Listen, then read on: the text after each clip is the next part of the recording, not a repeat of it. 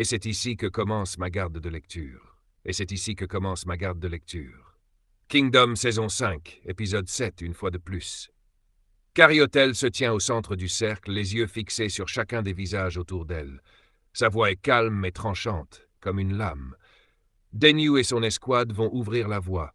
Bouclier en avant, formation en pointe. À ce moment-là, Denyu lève le bras. Il porte une armure renforcée, plus sombre que celle des autres, marquée d'un emblème argenté sur la poitrine.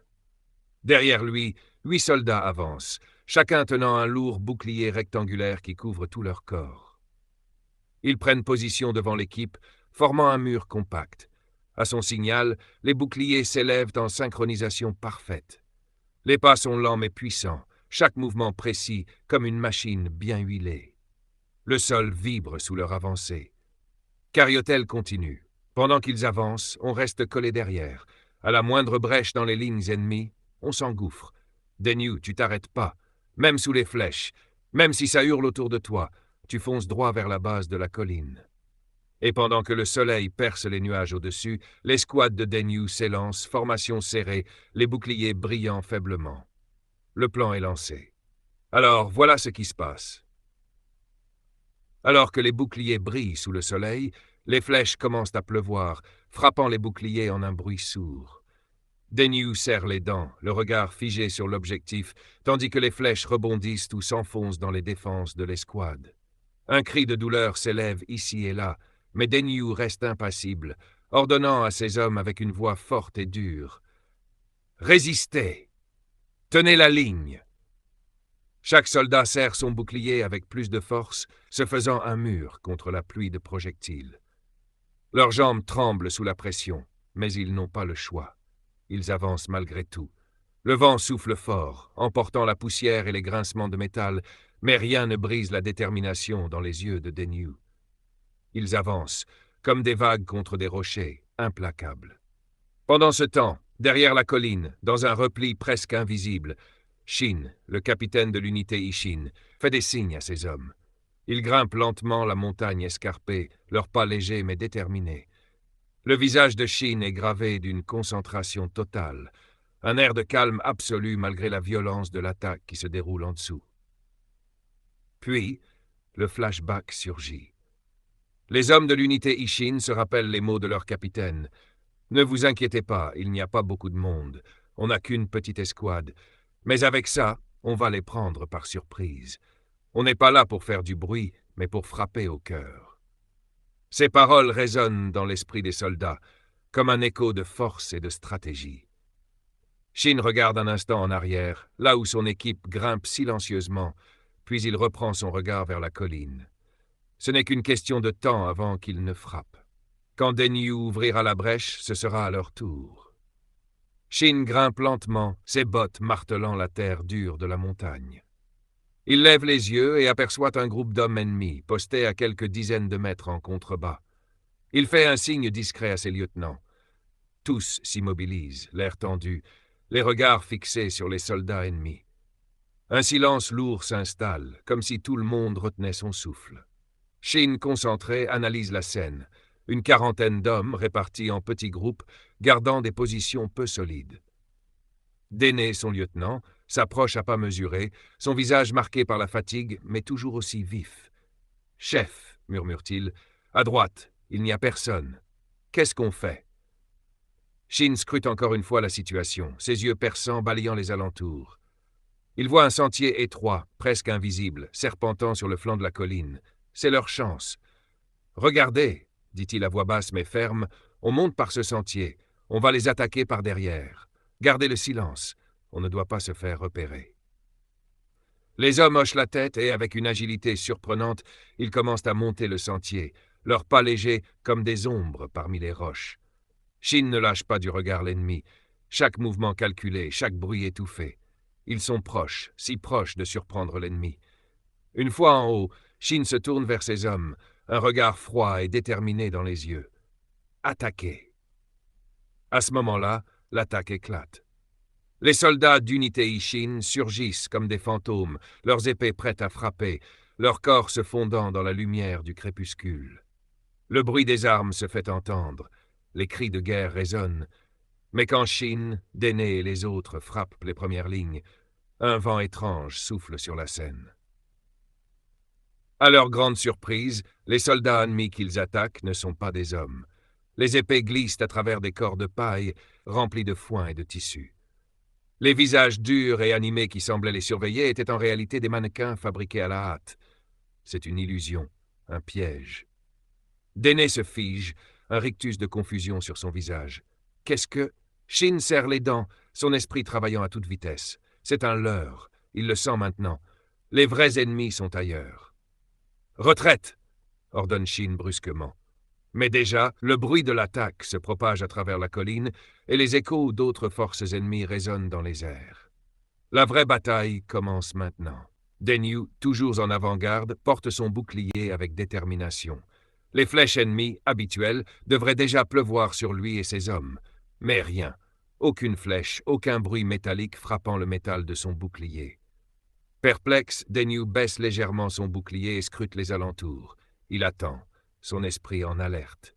Autour de lui, les soldats de l'escouade, eux aussi, relâchent un peu leur garde. Leurs regards se croisent, confus, comme s'ils partageaient tous la même question silencieuse.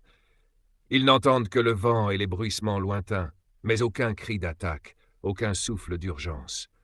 Denyu, un frisson d'inquiétude montant en lui, scrute de nouveau les horizons. Rien. Pas une flèche, pas une silhouette ennemie. Il se frotte le front, son esprit tournant à toute vitesse. L'ennemi n'est toujours pas là. Ce n'est pas normal. Se dit-il en se tournant vers ses hommes, où sont les flèches? De l'autre côté, derrière la colline, Shin et ses lieutenants qui grimpaient le sentier ressentent eux aussi une étrange tension. Le vent souffle, mais tout est silencieux. Leurs pas s'arrêtent tous en même temps, comme un signal silencieux. L'attaque qu'ils attendent n'arrive pas. Pas de bruit d'arc bandé, pas de bruit de combat. Un lourd silence, gênant, les envahit. Déné, l'un des lieutenants de Shin, prend la parole, son visage marqué par la confusion. « Chef, pourquoi rien ne se passe? Qu'est-ce qu'il se passe ?» Shin fronce les sourcils, son regard devenu perçant. Il y a quelque chose qui cloche. « Restez sur vos gardes. On doit savoir où se cache l'ennemi. » Les deux groupes, maintenant dans le même état d'incertitude, cherchent des réponses. Les regards se croisent, les mains se resserrent sur les armes. Denyu, depuis l'avant, fait un signe discret à son escouade pour s'arrêter et observer. Les hommes de Shin, en haut du sentier, eux aussi observent l'horizon. Puis, soudain, la vérité éclate dans l'air. Denyu remarque des silhouettes qui se dessinent dans les herbes hautes, au loin. Il écarquille les yeux, et un frisson de dégoût et de réalisme frappe son esprit. Ce ne sont pas des soldats. Ce sont des mannequins en paille, remplis de foin et de tissu, destinés à être des leurs. L'illusion parfaite pour piéger l'ennemi. C'était un piège, murmure Denyu dans un souffle de déception et de rage. Les hommes de l'unité Ishin, immobiles un instant, se figent tous. Shin, les dents serrées, serre ses poings, mais il ne perd pas son calme. Ce n'étaient pas les flèches qui étaient la vraie menace. L'ennemi est ailleurs. Restez concentrés. Un murmure traverse la troupe, mais Shin prend la tête du groupe, son regard plus froid que jamais. Rien n'est encore perdu. Ils ne nous auront pas. Ralliez-vous, l'attaque réelle est là, quelque part, et nous allons la débusquer. Tout autour d'eux, le silence de la fausse attaque commence à se dissiper. L'ennemi, réel et caché, attend quelque part dans l'ombre. La chasse est lancée. Bataille et Ryuto marchaient d'un pas lourd, la lourdeur de l'instant pesant sur eux. Derrière eux, la colline d'où Shin et Déné avaient tenté de prendre le contrôle s'effaçait lentement sous l'horizon. Et c'est là que Bataille, avec une calme précision, dévoilait la profondeur de l'intelligence derrière tout cela. « C'est une question de tromperie, » dit Bataille d'une voix mesurée, les yeux fixés sur la colline. Un vrai chef-d'œuvre de manipulation. On a fait croire à Shin et son unité qu'on tenait toujours cette position. Un leurre parfait. On leur a fait imaginer qu'il y avait encore des soldats en haut de la colline, mais en vérité, on avait déjà tout abandonné. La position était vide, mais eux, ils y ont cru.